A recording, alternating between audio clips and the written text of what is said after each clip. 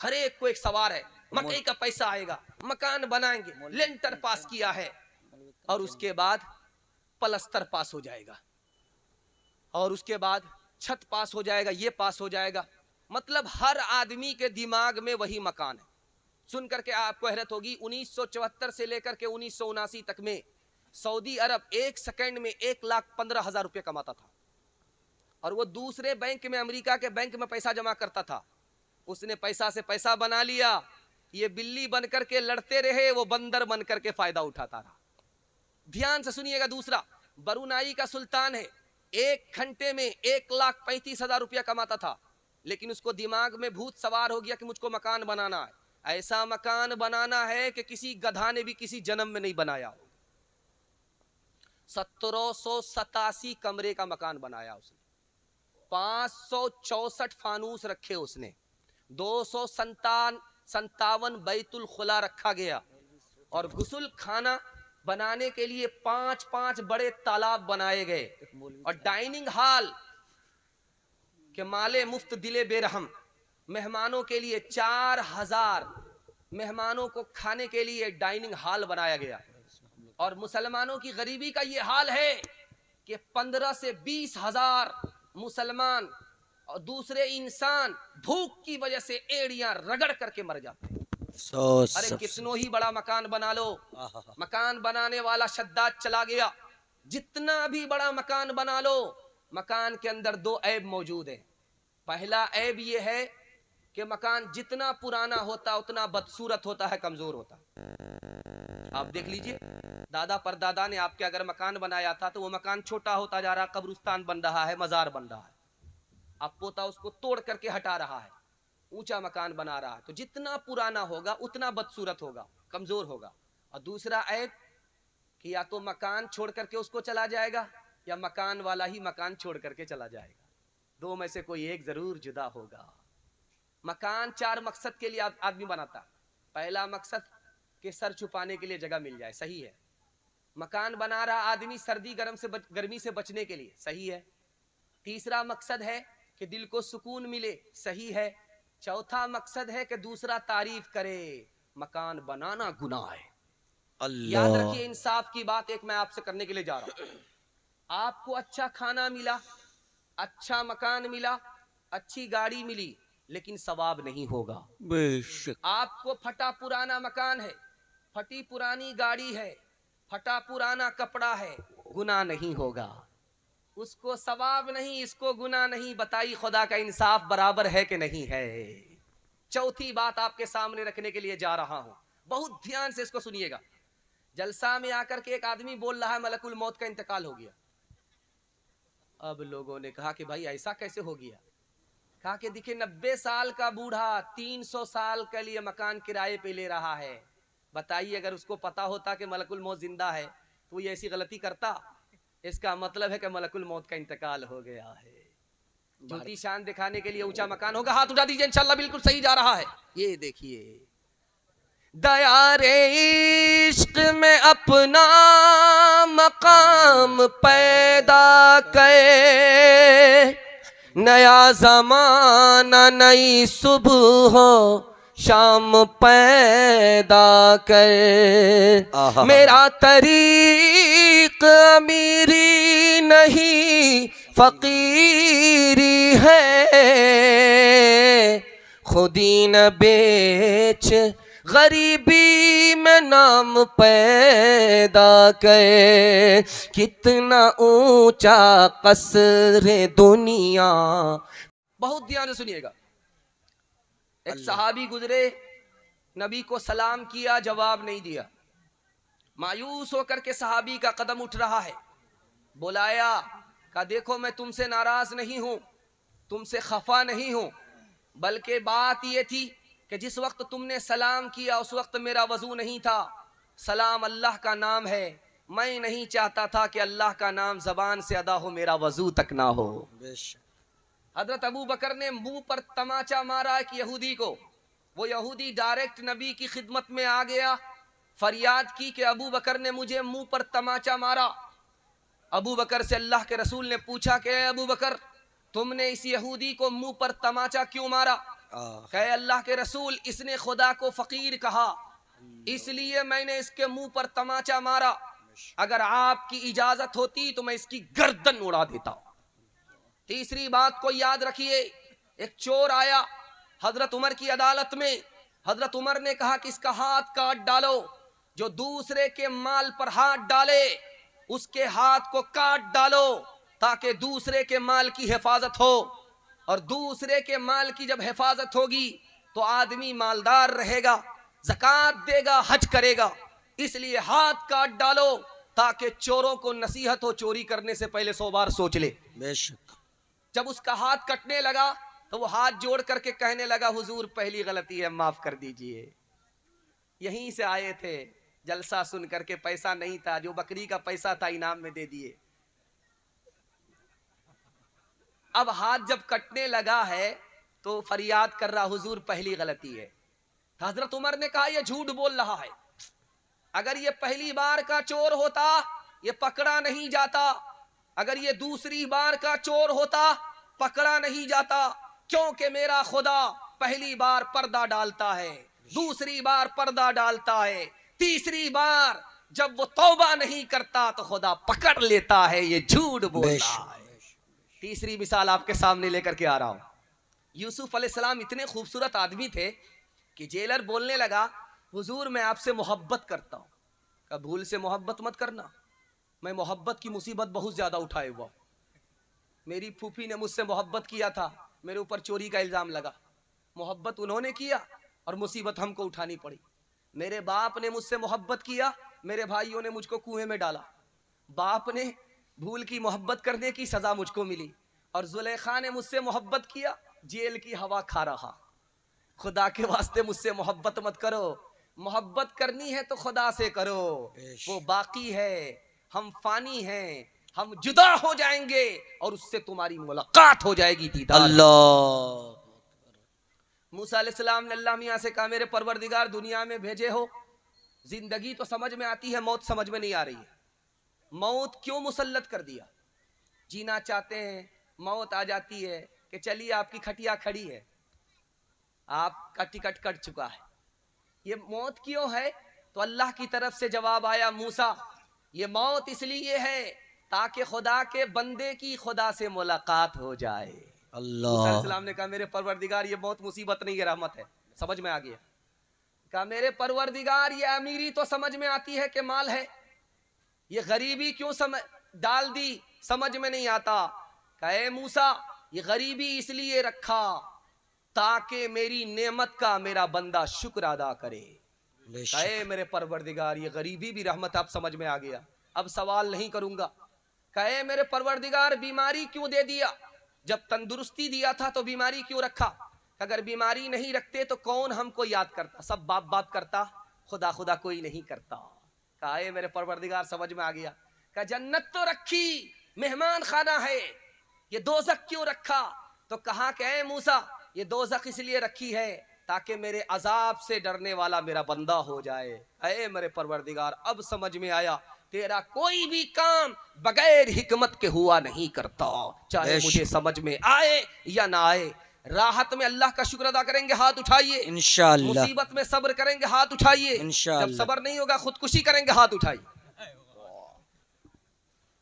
ओ सबसे अव्वल और आखिर, जहां तहां हाजिर और नाज़िर, सबसे अनोखे सबसे निराले, आंख से ओझल दिल के उजाले, सुभान अल्लाह। ना जहां की खेपने वाले, दुख में तसल्ली देने वाले, सोच में दिल बहलाने वाले, विपदा में याद आने वाले। सुभान अल्लाह, सुभान अल्लाह, सुभान अल्लाह, सुभान अल्लाह। कश्ती ये नूह को जूदी से लगाया तूने, नील में गर्क से मूसा को बचाया तूने, शिकम माही में यूनुस को जिलाया तूने, चरख पे हजरत ईसा को उठाया तूने, सर उठाते थे तकब्बुर से जो अस्हाबुल फील, भेज कर तूने अबाबील किया दम में जलील, आज अदना ये है या रब तेरी रहमत की दलील, आग गुल हो गए जब डाले गए उसमें खलील, किससे फरियाद करे तेरे सिवा ऐ रब जलील, कौन होता है, कौन होता है मुसीबत में तेरे सिवा कफील, अल्लाह कौन होता है। बहुत अच्छा आप सुन रहे हैं, दिल आपने खुश कर दिया। एक दोहा और उस पर खुदा की कुदरत सामने रखता हूँ। इंशाअल्लाह अपने खुदा को भूलेंगे नहीं, जुमा और रमजान में जरूर याद रखेंगे। हाथ उठाइए इंशाअल्लाह। हाँ ये देखिए, आपको मैं नहीं देखूंगा, वो सही वो जो बूढ़ा था वो लाठी लेकर के जो ढूंढ रहा था वो सही ढूंढ रहा था, और ये तो उस बूढ़े का नसीब खराब था कि उसे तनवीर ज़की हासिल नहीं हुआ। हासिल हो जाता तो ये और ज्यादा छोटा हो जाता। जरा ध्यान से सुनिएगा, आखिरी दोहा है। चक्की चल रही है, दाना मुंह में जा रहा है, तो बाप रो रहे हैं, बेटा हंस रहा है। तो बाप ने कहा, बेटा तू क्यों हंस रहा है? मैं तो इसलिए रो रहा हूं कि मुझे अपनी मौत याद आ गई। तू क्यों हंस रहा है? तो बेटे ने कहा, अब्बा हुजूर कौवे से ज्यादा कौवे का बच्चा चालाक होता है। आप रोने की वजह बताइए, मैं हंसने की वजह बताता हूं। कहा कि बेटा चक्की के मुंह में दाना जा रहा था, आटा बन रहा था, मुझे अपनी मौत याद आ गई इसलिए मैं रो रहा था। कहा आपका रोना सही है और मेरा हंसना इसलिए सही है कि आपने दाना को देखा, आटा को देखा, आपको अपनी मौत याद आ गई, आप रो रहे हैं। आपने किल्ले को नहीं देखा जिसको पकड़ करके चक्की चलाई जाती है।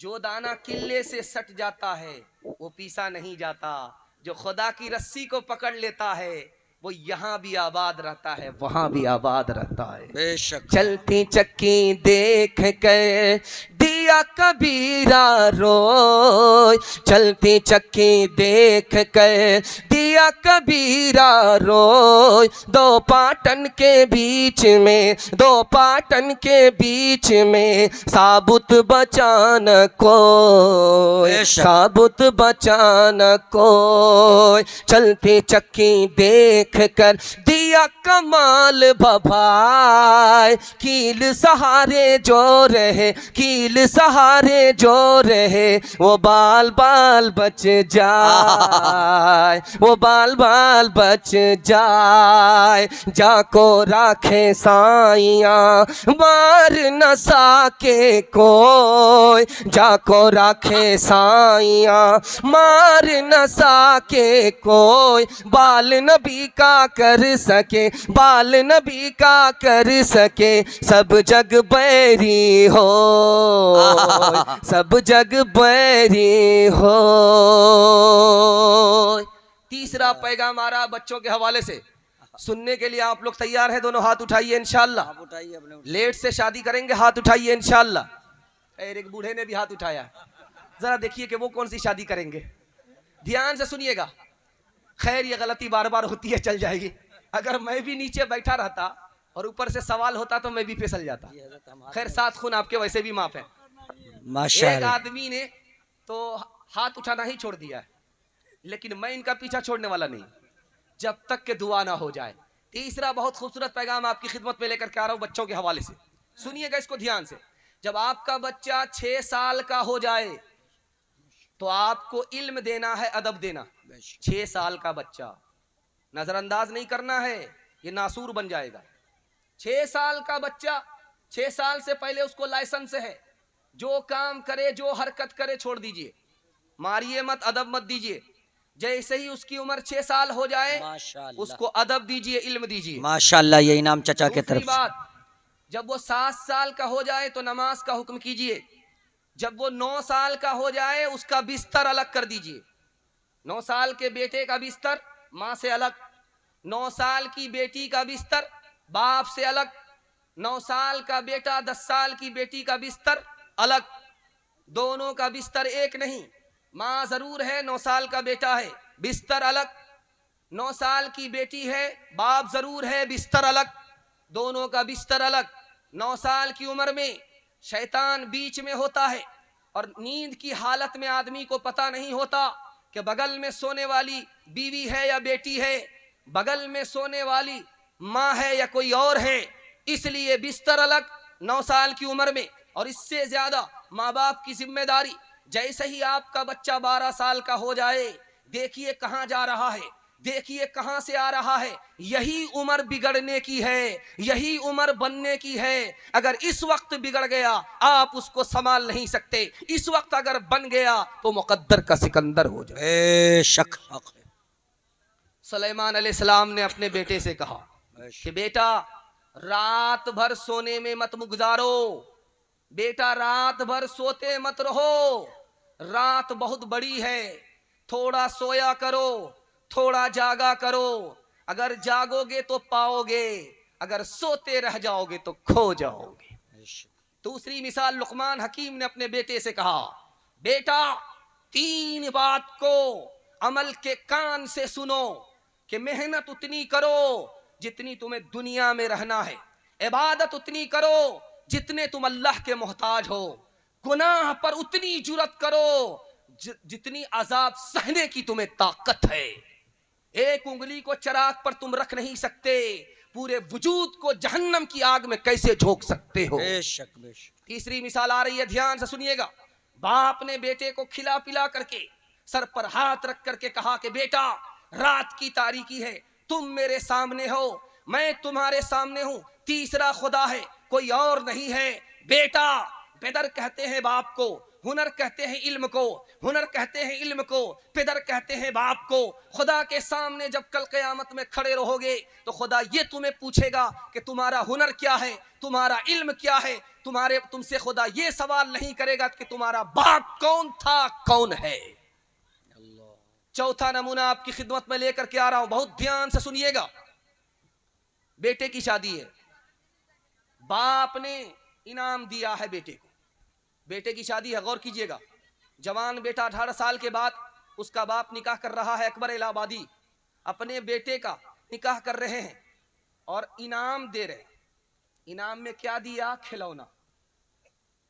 लोगों ने सोचा अल्लाह अल्लाह अल्लाह, ये तो बचपन का खिलौना जवानी में दिया जा रहा है।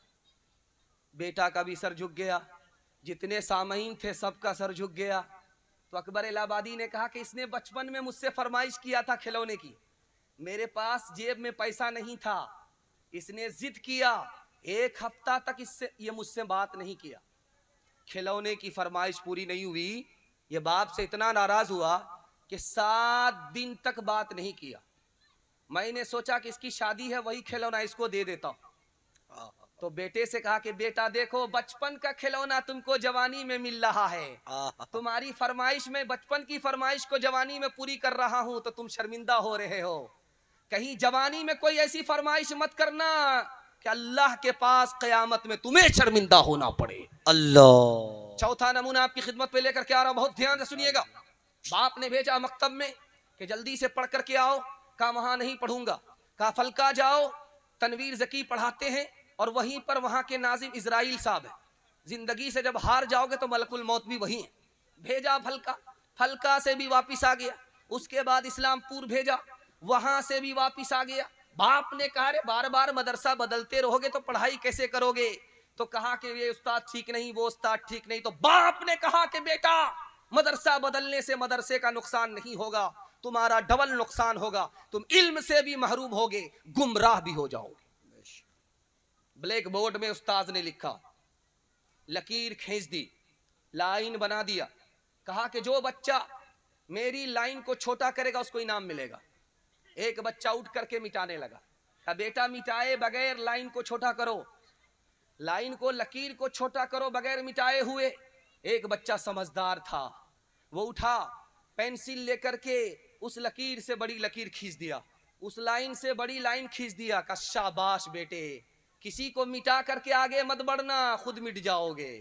किसी के लिए मिट करके आगे बढ़ोगे तो मुकद्दर का सिकंदर बन जाओगे। बेशक। 3 मिसाल मैं आपके सामने लेकर के आ रहा हूं। पर्दा नशी मेरी माँ और बहनें बैठी हुई हैं, आपकी गोद में मुकद्दर का सिकंदर कैसे बनेगा, ध्यान से सुनिएगा। 3 मिसाल मैं आपके सामने लेकर के आ रहा हूं, बहुत ध्यान से सुनिएगा।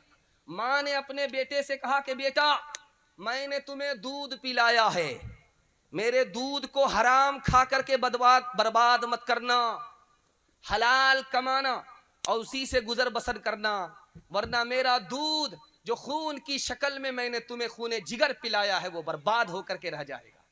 माँ ने नसीहत किया है कि बेटा अपने दोस्तों से ज्यादा हंसी मजाक मत करना, वरना वो तुम्हारे साथ बदतमीजी करेंगे।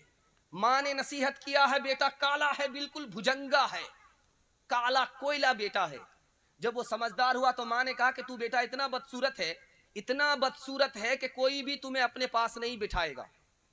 लेकिन माँ की नसीहत को कान खोल करके सुन लो, तुम इल्म हासिल कर लो तो लोग तुम्हें कुर्सी पेश करेंगे, अल्लाह तुम्हें इज्जत देंगे और तुम्हारे ऐब को अल्लाह हुनर में तब्दील कर देंगे। माँ की नसीहत को उस बच्चे ने कबूल किया, वो बदसूरत बच्चा इल्म हासिल करके इतनी इज्जत कमाया, वो मक्का का काजी बन गया। अल्लाह अकबर। अल्लाह। आखिरी मिसाल मैं आपकी खिदमत में लेकर के आ रहा हूं। टीपू सुल्तान खड़े हुए हैं जंग आजादी के लिए, किसके फतवे पर खड़े हुए? शाह अब्दुल अजीज। पढ़ाई कर रहे थे, चिराग जल रहा था, माँ से कहा अम्मा पानी पिला दो, तो बाप ने कहा मेरे खानदान से इल्म चला गया। पढ़ने के दरमियान में भूख याद आ गई, प्यास याद आ गई, ये पढ़ करके नहीं देगा। तो माँ ने कहा कितनी जल्दी फैसला मत कीजिए, अभी पता चल जाएगा। पानी बदल करके सिरका दे दिया, सिरका पी गए पानी समझ करके, तो बाप ने कहा अल्हम्दुलिल्लाह अभी हमारे खानदान में इल्म बाकी है। इंशाअल्लाह बाप की भी मेहनत होगी, माँ की भी मेहनत होगी और अल्लाह की मेहरबानी होगी, अल्लाह आपके बच्चे को मुकद्दर का सिकंदर बनाएगा। स्कूल पर टाइम पर भेजेंगे, मदरसे पर टाइम पर भेजेंगे। हाथ उठा दीजिए, इंशाअल्लाह बिल्कुल सुनने के लिए तैयार है। देखिए किसान 4 काम करता है, आपको 4 काम करना है और बाकी बनाना अल्लाह का काम है। किसान का पहला काम, अभी मकई की खेती तैयार कर रहे हैं आप, मकई की खेती आपने तैयारी की है। कैसे किया तैयार? जैसे ही धान कटा उस पर आपने चास किया, समार किया, चौकी किया, उसके बाद जब खेत सूख गया है तब आपने उसमें बीज बोया है। सबसे पहले आपने खेत तैयार किया है, उसके बाद अच्छा से अच्छा बीज ला करके आपने दिया है, उसके बाद आपने खाद दिया है, फिर उसके बाद आप पानी पटाएंगे। इस तरह एक वक्त आएगा कि आपको फसल मिलेगी। यही 4 काम आपको करने हैं। वो खेत मिसाल है माँ की, माँ जितनी अच्छी होगी उसकी गोद का बच्चा उतना अच्छा होगा। वो बीज मिसाल है बाप की, बाप जितना नेक होगा उसकी कोख का बच्चा उतना नेक होगा। और वो खाद की मिसाल है, वक्त पर आप स्कूल भेजिए, वक्त पर आप मदरसा भेजिए, अल्लाह आपके बच्चे को मुकद्दर का सिकंदर बना देगा। अब घास मारते स्प्रे करते हैं, घास मारते स्प्रे करते हैं, ये घास क्या है? बच्चे को मोबाइल से बचा लीजिए, बच्चे को क्रिकेट से बचा लीजिए, खुद मोबाइल देखना छोड़ दीजिए। मैं गारंटी लेकर के जाता हूं कि आपका बच्चा दुनिया को पीछे कर देगा, दुनिया आपके बच्चे को पीछे नहीं कर सकती। हाथ उठा करके वादा कीजिए, पसंद का खिलाएंगे, पसंद के खिलाने में आगे रहेंगे, पढ़ाने लिखाने में पीछे रहेंगे। हाथ उठाई। खैर खैर माशाअल्लाह। डिस्क ब्रेक मारने वाले बहुत ज्यादा है, चूंकि तनवीर जकी सुस्त पड़ गए थे, आप लोगों ने इससे अंदाजा किया कि नहीं बिल्कुल बाईपास ले जा रहा है। खैर अल्लाह आपको जज़ाए खैर दे। मेरे बच्चे तेरे अंजाम से जी डरता है, तेरी दुश्मन ही ना साबित हो जवानी तेरी। कांप जाती है जिसे सोच के ममता मेरी, कांप जाती है जिसे सोच के ममता मेरी, किसी बुरे अंजाम को पहुँचे न कहानी तेरी। मेरे बचपन को जवानी की दुआ देती हो, और दुआ दे के परेशान सी हो जाती हो। मेरे मासूम फरिश्ते तू अभी क्या जाने, तुझको किस किस के गुनाहों की सजा मिलनी है। दीन और धर्म के मारे हुए इंसान की जो नजर मिलनी है वो तुझको खफा मिलनी है।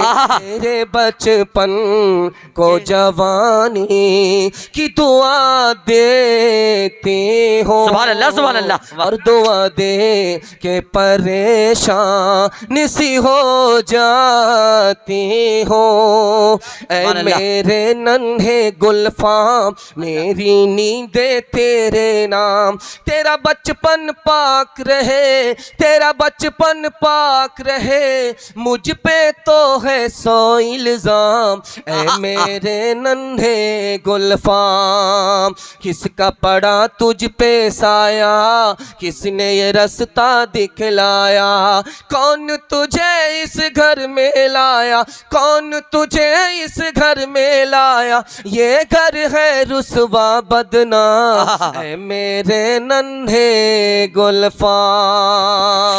सुभान अल्लाह, सुभान अल्लाह। आपने सुना, औरतों के हवाले से 2 पैगाम आ रहे हैं, सुनने के लिए तैयार हैं तो दोनों हाथ उठाइए इंशाअल्लाह। इंशाअल्लाह से खबर लेंगे, हाथ उठाइए इंशाअल्लाह। ध्यान से सुनिएगा, 2 पैगाम। लाठी खिलाने ही के चक्कर में है हम, देखें कौन लोग लाठी से बचते। ध्यान से सुनिएगा, 2 पैगाम आपकी खिदमत में आ रहा, तेजी के साथ निकल जाएगा। इसको बहुत ध्यान से सुनिएगा, पूरे जलसे का खुलासा है जो मैं आपके सामने रखने के लिए आ रहा हूँ। आधा जलसा आपका निकल चुका है, थोड़ा सा बाकी रह गया है। हाथी पास हो चुका है, सिर्फ दुम फंसी हुई है। इंशाल्लाह एक झटके में वो भी पास हो जाएगा। हाथ रहिए जोश के साथ इंशाल्लाह। इंशाल्लाह बिल्कुल सही जा रहा। ध्यान से सुनिएगा जो आपके सामने रखने के लिए जा रहा हूँ। लाठी वाले चचा आ गए। अल्लाह के रसूल ने अबू बकर से कहा, अबू बकर अपनी बेटी के साथ अकेले मत बैठना, किसी और को साथ में मिला लेना। अकेले अपनी बेटी के साथ भी, सगी बेटी, जवान बेटी के साथ भी मत बैठना, शैतान दूर नहीं है। दूसरी मिसाल आ रही है, ध्यान से सुनिएगा। भतीजी आई सामने, दुपट्टा है, बिल्कुल झरझर दुपट्टा है कि अंदर बाहर सब नजर आ रहा है। हजरत आयशा ने हाथ में दुपट्टे को लिया, फाड़ करके फेंक दिया कि बेटी, बेटी वो है जो पर्दे में रहा करती है, फातिमा का दुपट्टा ओढ़ती है, फिल्मी हीरोइन का दुपट्टा नहीं ओढ़ती। तीसरी मिसाल आपके सामने रखने के लिए जा रहा हूं।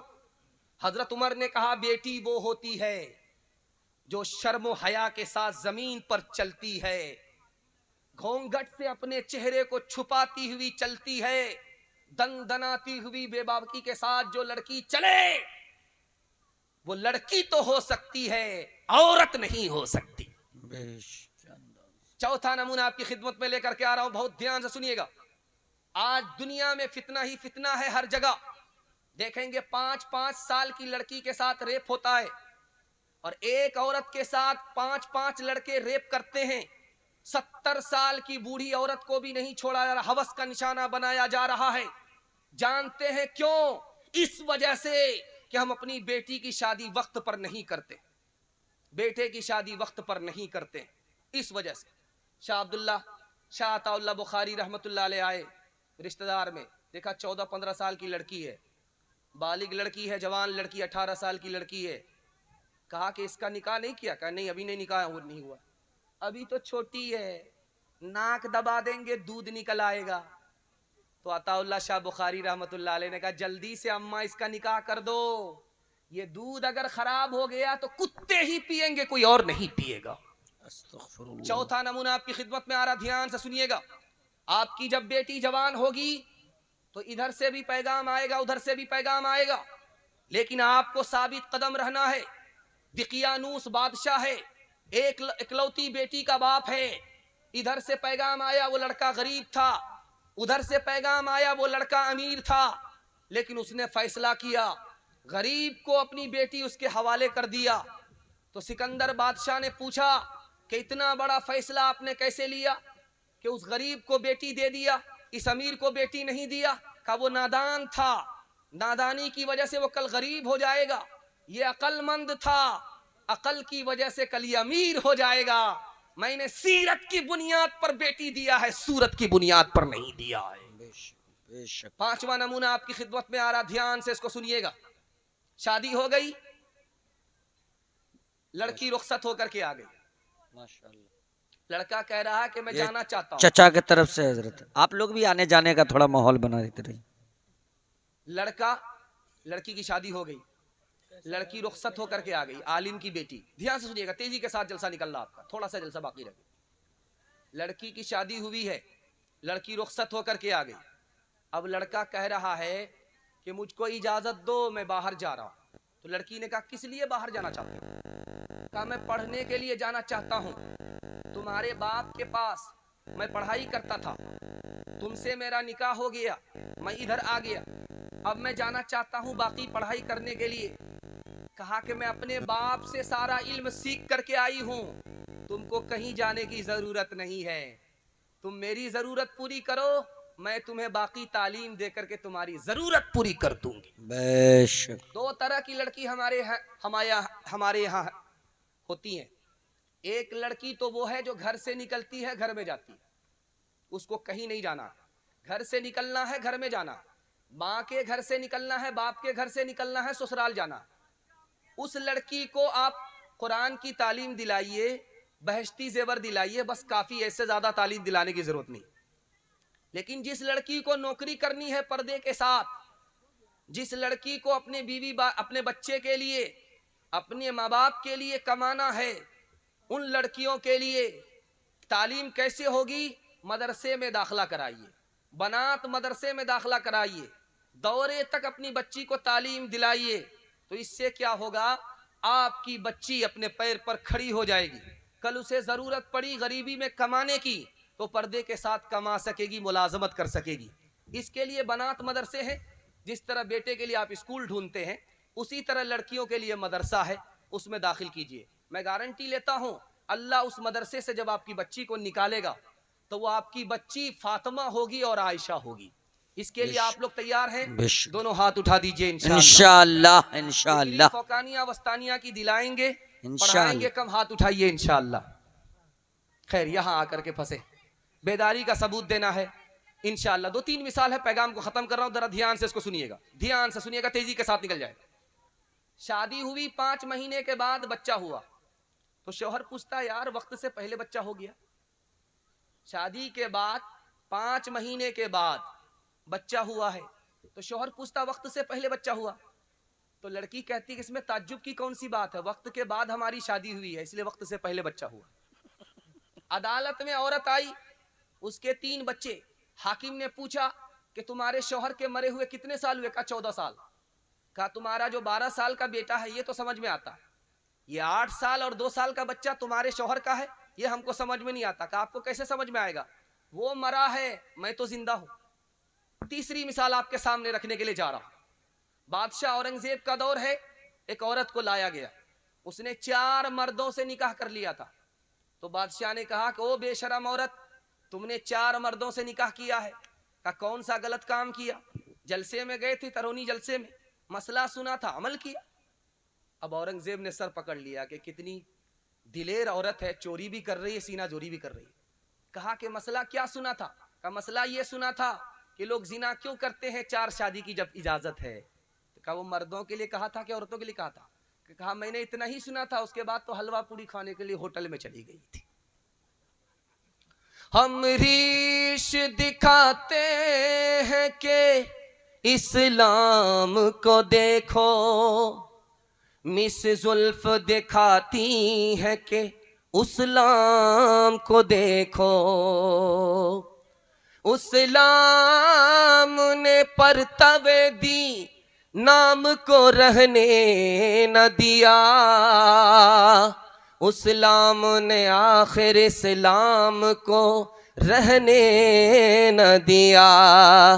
पर्दा उठता है तरक्की के ये सामान तो है, पर्दा उठता है तरक्की के ये सामान तो है।